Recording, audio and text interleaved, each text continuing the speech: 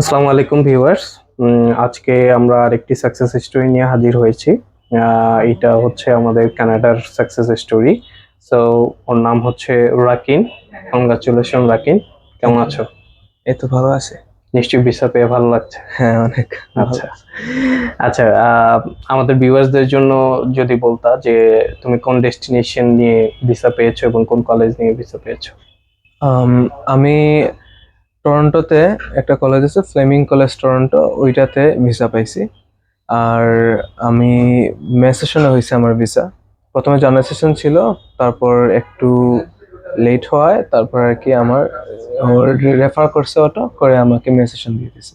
ওকে, so আমাকে কি একটু বলবা যে স্পেসিফিক্যালি এতগুলো কান্ট্রি থাকা সত্ত্বেও তুমি কানাডাতে কেন তোমার ফার্দার স্টাডি ডেস্টিনেশন হিসেবে বেছে নিলে? কানাডা তো আমাদের জন্য আসলে স্টুডেন্ট ভিসার জন্য নর্মালি বেস্ট কান্ট্রি হিসেবে ধরা যাইতে পারে। বলতে আমরা সাধারণত কাউন্ট করি কানাডাকে এজ এ বেস্ট কান্ট্রি, কারণ অনেক ফেসিলিটি, স্টাডি দিক দিয়ে এবং অন্য দিক দিয়েও, সব দিক দিয়ে আমি বিবেচনা করে দেখলাম যে আমার জন্য বেস্ট অপশনটা কানাডাই হবে বাকি দেশের আচ্ছা, ছিল। মানে অ্যাজ ওয়েল অ্যাজ আমরা যদি বলি যে পিয়ার ফ্যাসিলিটি এগুলো তো আছে। এবং স্টুডেন্টদের জন্য যে ফ্যাসিলিটি, পার্ট টাইম ওয়ার্কের যে অ্যাভেলেবেল হ্যাঁ, অপশন হ্যাঁ, গুলো, হ্যাঁ। দেখা যাচ্ছে যে আগে যে 20 আওয়ার্সের যে ওয়ার্ক পারমিটটা ছিল সেটা এখন 2023 সালে এসে ওই লিমিটেড অপশনটা তুলে নিয়েছে কানাডা গভর্নমেন্ট। সো এই ক্ষেত্রেও একটা ভালো অপরচুনিটি দিচ্ছে। সো দ্যাটস ওয়াই সবকিছু মিলে তুমি কানাডার ডেস্টিনেশনকে চুজ করেছো, হ্যাঁ, তাই তো? আচ্ছা, আমাকে একটু বলো তো যে তোমার ইনস্টিটিউশন তো হচ্ছে ফ্লেমিং কলেজ টরন্টো, রাইট? হ্যাঁ। ওকে, সো ফ্লেমিং কলেজ টরন্টোকে কেন বেছে নিলাম? কলেজ আসলে অনেকগুলাই দেখলাম, তারপর আমার কাছে মনে হইলো ফ্লেমিং কলেজ টরন্টোটা, আহ, পরিবেশটা এবং তাদের রেকর্ডস গুলা, হিস্ট্রি গুলা, সব দিক দিয়ে আমার মনে হয়েছে যেমন ফ্লেমিং কলেজ টরন্টোটা বেস্ট অপশন আমার জন্য হইতে পারে। অ্যাজ ওয়েল অ্যাজ এটা টরন্টোতে অবস্থিত, হ্যাঁ, অবশ্যই। লোকেশনটা একটা ফ্যাক্ট এবং অবশ্যই, অবশ্যই। Public college, Yeah. রাইট? ওকে, সো মোটামুটি তোমার যে ওভারঅল প্রসেসটা শেষ হয়েছে, এই ওভারঅল প্রসেসটা শুরু থেকে শেষ পর্যন্ত কতটুকু টাইম লেগেছিল? আমার তো 2022 সালের সেপ্টেম্বরের দিকে আমি ফাইল দিছিলাম। তো আমার ভিসা হয়ে গেছে অলমোস্ট ফেব্রুয়ারির দিকে 2023-এর। কিন্তু ওই যে সেশনটা আমার পিছানোর কারণে আমার আর কি এতদিন লাগছে, আমি এখনো যাইতে পারি নাই। বাট এখন মে সেশন আর কি গেছে, তাই আমার ভিসাটা হয়ে গেছিল অনেক আগে। মানে দ্যাট মিনস তোমার ভিসাটা হয়েছে ফেব্রুয়ারিতে, হ্যাঁ, বাট জানুয়ারি ইনটেকের যে ক্লাস ডেডলাইন ছিল, হ্যাঁ, তুমি আসলে ওই ক্লাস ডেডলাইনটা ফেব্রুয়ারিতে ভিসা হওয়া সত্ত্বেও সেটা মিস করেছো। হ্যাঁ, হ্যাঁ, এখন রাইট নাও ওদের মানে রিসেন্ট ইনটেক হচ্ছে মে, মে। সো তুমি এখন মে ইনটেকের জন্য Yeah. যাচ্ছ, রাইট? Yes. ওকে, সো অফার লেটার পেতে কতদিন সময় লেগেছিল? অফার লেটার পেতে 20 দিন থেকে 1 মাসের মতো, মোটামুটি 15-20 দিনের মতো লাগছিল আর কি। আচ্ছা, তোমার কি আইএলটিএস ছিল? হ্যাঁ, আইএলটিএস ছিল। আইএলটিএস এর স্কোর কেমন ছিল?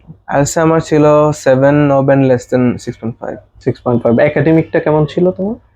একাডেমিক আমার এসএসসি এইচএসসি দুইটা টোটাল 8-এর উপরে ছিল, দুইটা মিলে 8 পয়েন্টের উপরে ছিল, দুইটা মিলে আর কি, এসএসসি এইচএসসি মিলে।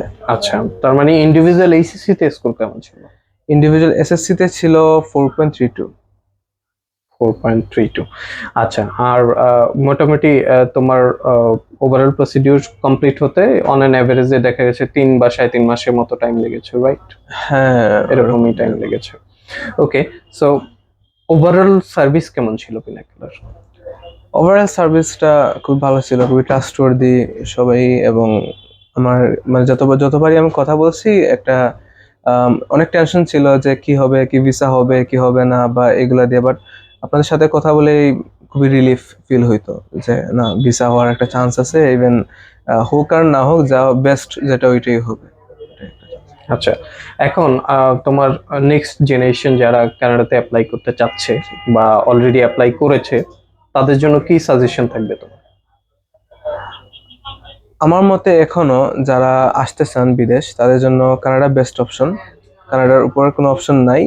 অনেক অন্য দেশ আছে অবশ্যই, ইউরোপের দেশ আছে, ইভেন ইউএসএ আছে, ইউকে আছে, এগুলো আছে, কিন্তু তারপরও বেস্ট অপশন কানাডা ফিউচারের জন্য। কারণ আপনি তো জানেন পপুলেশন কানাডা অনেক কম, ফিউচার অপরচুনিটিগুলো কানাডার অনেক বেশি।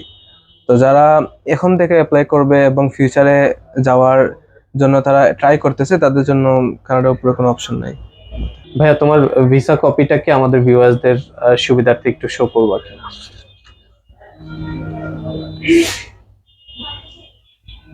ওকে, সো ভিউয়ার্স দেখতে পাচ্ছেন ওর visa copy.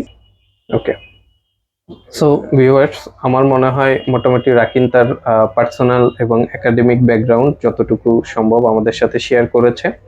So according to that আমার মনে হয় যে এখন রাইট নাও একটা ভালো ইনস্টিটিউশন এবং ভালো যদি আইএলটিএস এর স্কোর থাকে, কানাডার ভিসা মোটামুটি রেশিও ভালো যাচ্ছে। So everyone is encourage to apply, যাদের এই ধরনের প্রোফাইল এবং রাকিনের মতো প্রোফাইল রয়েছে, অথবা যে ব্যাচেলর প্রোগ্রামের জন্য আমরা কিন্তু 6 with no band less than 5.5 এবং মাস্টার্স প্রোগ্রামের জন্য 6.5 with no band less than 6 এইরকম স্কোরেরও যারা আছে, অ্যাজ ওয়েল অ্যাজ একটু আইএলটিএস এর স্কোর কম, দেখা যাচ্ছে যে ফাউন্ডেশন প্রোগ্রামগুলোতেও মোটামুটি ভালো রেশিও থাকছে। সো এভরিওয়ান যাদের এই ধরনের প্রোফাইল আছে তারা encourage to apply, as well as আমাদের এই ভিডিওটি যদি ইনফরমেটিভ মনে হয় এবং আপনাদের যদি কোনো উপকারে আসে, সেই ক্ষেত্রে অবশ্যই আমাদের পেজে সাবস্ক্রাইব এবং লাইক বাটন প্রেস করে আমাদের সাথেই থাকবেন। Thank you very much for watching.